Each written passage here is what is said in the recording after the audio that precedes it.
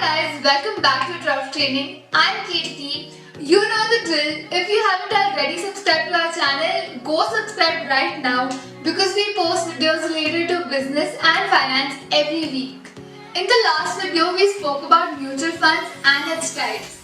In this video, let's discuss the things you should consider in a mutual fund before you start investing. Before you start investing, there is one thing that you should be clear of. Your objective behind your investment. Your objective could be anything. Maybe you want to buy a house, a car, you're maybe investing for your education, or you don't have an immediate objective at all. But what you should be clear of is if you're investing for a short term or a long term. Investments made for a year or two can be considered short term, but beyond that it would be long term. You should be aware that once you invest, you won't get your money back immediately. So you should be prepared for that. Once you're clear with your objective, these are the 5 things that you should consider in any mutual fund. Firstly, the objective of the mutual fund. Every mutual fund has an objective. It is essentially the guiding principle for any investor. What you should consider is if your objective is meeting the mutual fund's objective.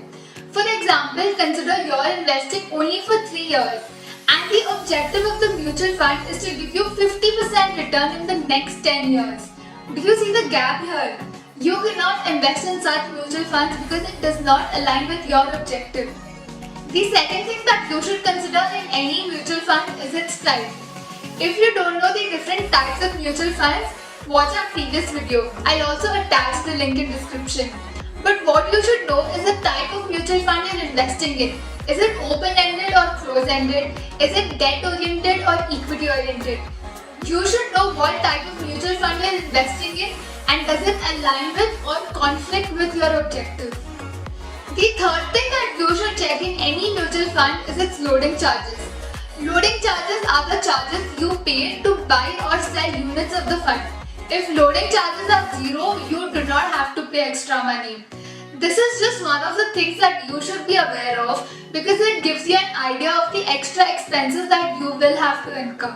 The next thing that you should check in any mutual fund is its risk meter.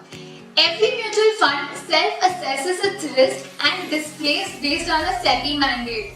Higher risks can mean higher returns, but it can also mean higher losses. So you should invest in mutual funds based on your risk appetite.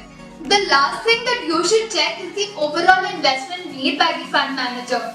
This will give you an idea of where investments have already been made, which stock and industries does the mutual fund cater towards, and in general more about the fund manager. Based on this information, you can assess if investments are being made towards booming industries or not, what kind of returns will the mutual fund give you, and in general, where it is leading you. So that's it for today. In the next video, we'll talk about how to measure the performance of a mutual fund. So don't forget to press the bell icon to not miss an update on this.